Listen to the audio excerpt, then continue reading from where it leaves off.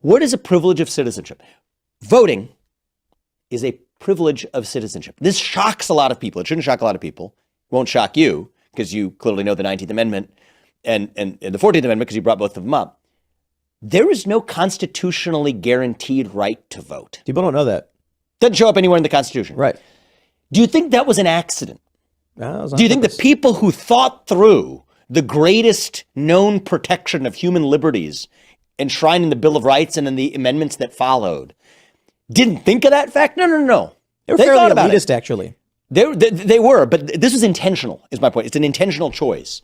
There's a lot of reasons why, but there's a productive reason, which is that there are civic duties that are and ought to be preconditions for full citizenship. I think we live in a moment where you want to do something bold, let's connect the dots. Let's actually say the thing that you can live in this country as a lowercase c citizen or civilian, Starship Troopers version, and have all of the immunities of citizenship. You're protected just by in virtue of being in this country. Yep. But if you want to be part of this of the class of people who decides who runs the country, great. It's open to anybody. Table stakes is some sense of living your civic duty, demonstrating that. But and that would change a lot for our country. I think for the better. Well, so I think for the better. I've heard the merits of this. We've argued it. And the counter argument I've got is the woke people. Yes. I was going to go there. They would be the ones who would sign up first thing and take control and then block you out. And anytime you have an administrative apparatus and a bureaucratic apparatus, it lends itself to capture. We've seen that movie time and again, which is, I got to admit, we're having a philosophical conversation. The idea shows up as a thought experiment in my second book as well. This is the number one reason why I've stopped short of yet, and I will say as yet, making it part of, and I don't know how closely you've been following my campaign, but we're pretty darn specific with very specific commitments and proposals. I have not yet made this one. And I'm thinking through it. I'm really thinking through it now, but that is the number one objection. And this is why I come back to then the purpose has to be defined. Because this is why when you say some form of service, that's when it gets squishy. But let me just say, I am for it, and I'll tell you why. What we've seen consistently, I'm for it if we can implement it.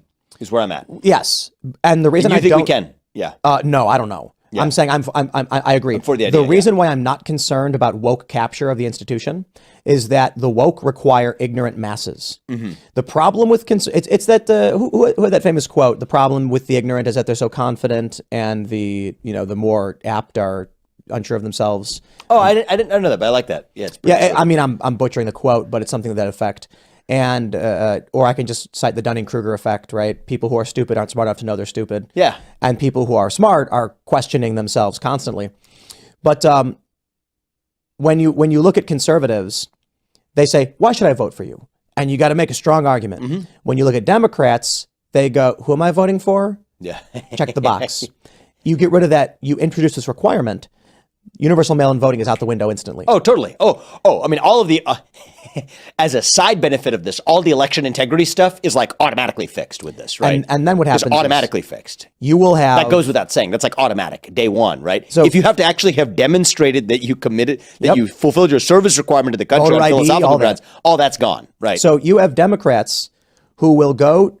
Why do they want 16-year-olds to vote? There's little doubt that Republicans for a long time to come would win elections handily with this requirement in place. That's not even my reason for saying it, but it would be an obvious side effect.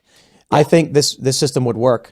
Well, I wouldn't even say forever because the two-party system would just reorganize itself along different axes. It wouldn't even be the Republicans and Democrats today. But it'd be Republicans and something else. But the Republican Party would split into two. Yeah, exactly. And that could be productive evolution for the country. Yes. Yeah. So the issue is when Democrats say they want 16-year-olds to vote. Why? It's because they're ignorant and they want an ignorant captured voter base who will just check a box. You introduce a civic requirement, the Democrats are going to knock on a door and be like, "Did you vote?" And they're going to be like, "I ain't joining the service." And that vote is gone. Totally. And the civic requirements are also, I think, include some basic understanding of the Constitution, basic understanding. So part of the civic service includes passing a test, civic education. Absolutely. Yeah. So you have a body of citizens. This can be uniting for the country, by the way. So let's just have some fun with this for a second, because it's been on my mind. It keeps coming back, and it's something that, every sane instinct in my bones would tell me, okay, we're not going to make it actually part of a policy proposal. Let's just at least use it to clarify the way we see the world. But I gotta admit to you, I think that this is part of an American revival, is at least reviving this idea of civic duty. Agreed. You're not telling somebody, you're not taking a freedom away from somebody. It's not South Korea. It's not Singapore, right? It's not Israel, where you say that, no, at behest of gunpoint at the military, you better serve or else. We're not saying that, and that exists in other countries, and it's proven to be a pretty good experiment in those countries even. But that wouldn't be American. We wouldn't do that. We would just say, hey, you're free to live the life exactly the way you want to. You get all of the enshrined immunities that the Constitution guarantees you. But if you want certain full privileges of citizenship, things that aren't constitutionally guaranteed, like the vote, you just got to live out your civic duty. And here's what that means. In some way. And it doesn't mean military. It doesn't mean military. Now, I do think that we have to narrowly scope it. It has to be closely tied to the national interest, or else it devolves into vagueness that lends itself to capture. Let me just ask you this. Actually, let's say I came out in the Republican primaries, okay? Among other things, I mean, part of what I'm leading is an American civic revival.